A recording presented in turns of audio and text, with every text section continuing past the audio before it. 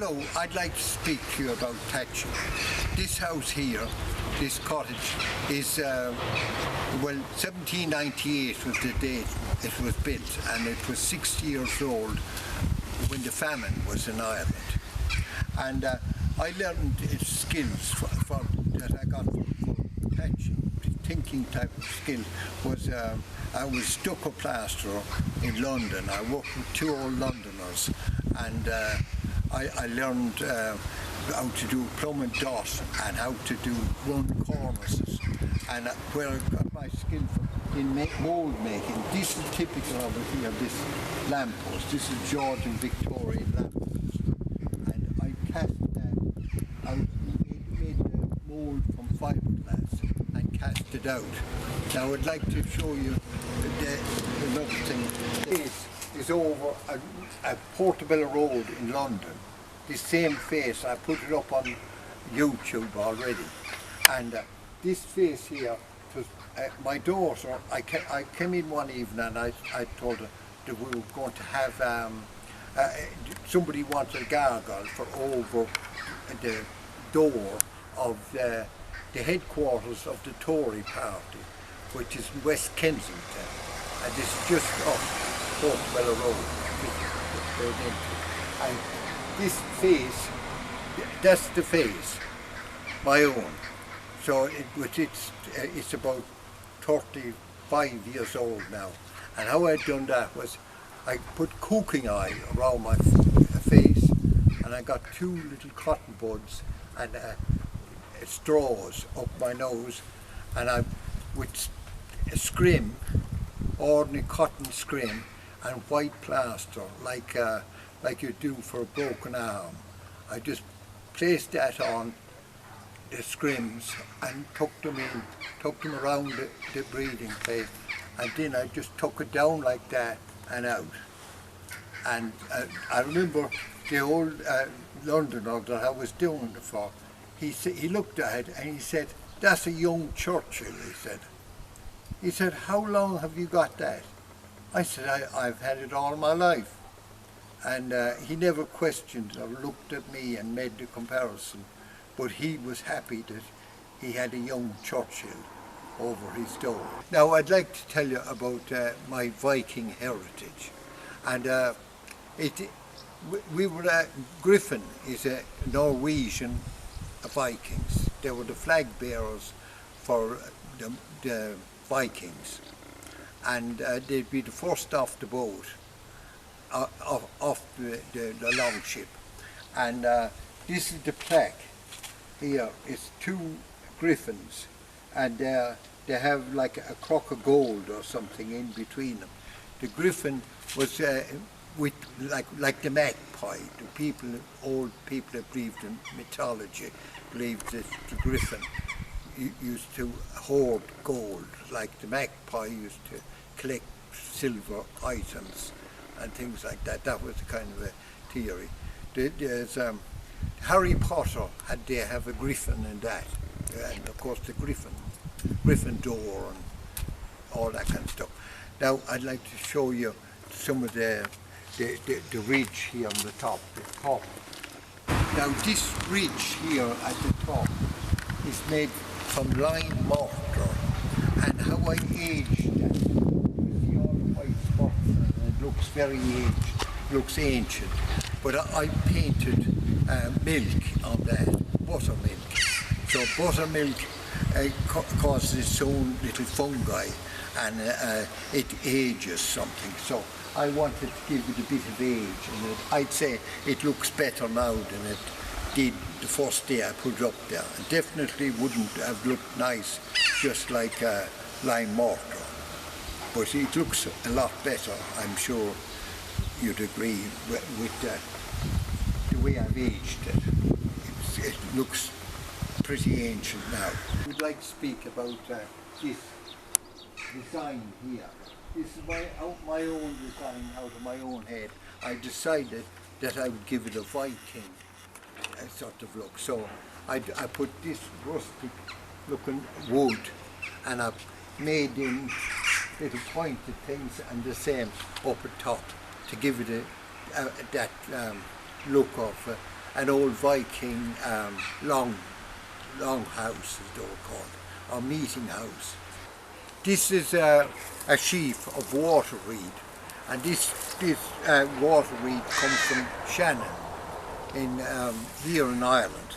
Now there's only one drawback with some of this stuff in some areas, but up in Clare and County Limerick they have this reed. So sometimes Clare men bring it, sometimes Limerick men. It just depends on who. It was a Limerick man that brought me this 3 years ago, and it's good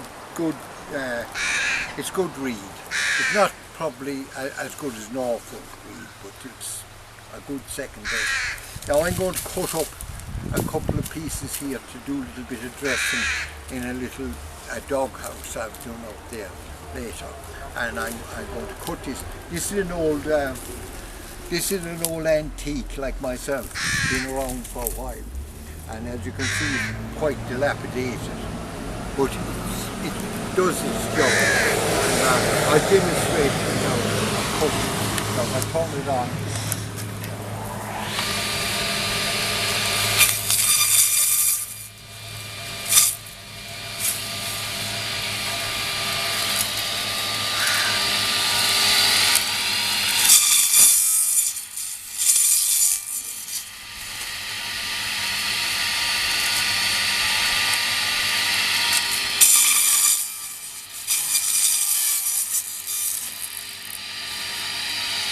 I want to demonstrate how to dress thatch, and with these little bunches here, take a bunch off, and the needle end, the sharp end is at the top and the blunt, heavier end is at the back, and I just push it in like that, and like that, like that, some bulb, and underneath, and then I come down from underneath the thin end there, so that way I'm going to reverse, and I'm pushing in like that, pushing in like that, I'm pushing down like that, I'm pushing down like that, and squashing it into place. Pick up another bunch. Now, ideally I'd have a Stanley blade to cut this, but just pulling it off. Now, here we are again, another little tail end here. So pushing like that, pushing.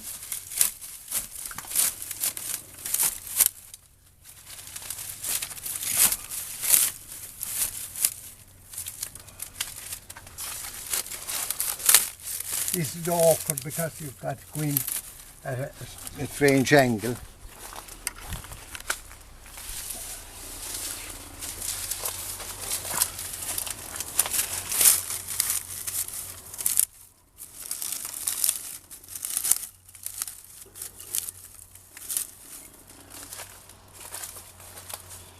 Now piece from up at the top end, down like that. See the sharp end.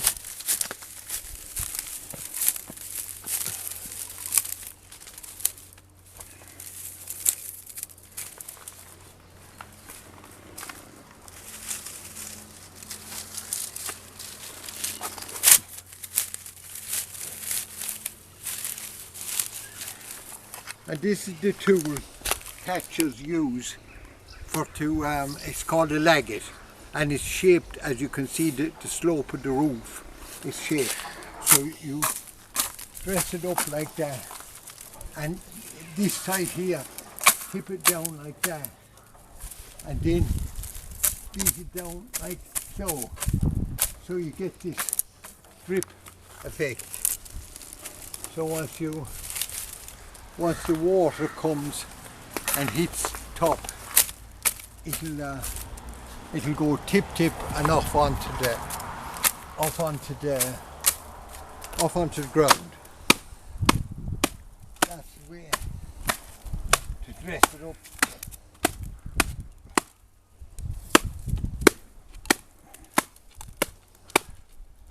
It's done catching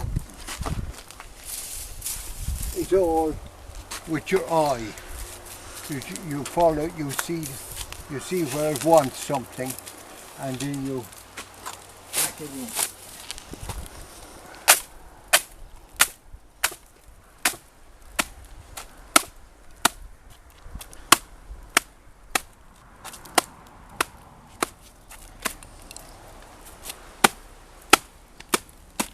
All thatchers learn, and with reed, it's not like the old wheat and corn, and you be able to bend wheat corn, but you can't bend reed. But I've discovered for myself a good way of doing a ridge and getting it waterproof is to go in from the other end with the sharp end first and the heavy butt, and then dress it with this again after. Even that there now, this dressing. There is another way of really beautifying it, and that is with the old hedge clippers, the petal hedge clippers. You'd get that in, and if you were really wanting to make it look sweet, you'd sweep just all that with the hedge clipper. I've got a tool here, and I would use that to sweeten it up, if you like. And that's it. Thank you for having the patience to listen to me, and sorry for waffling on so much. No, bye for now.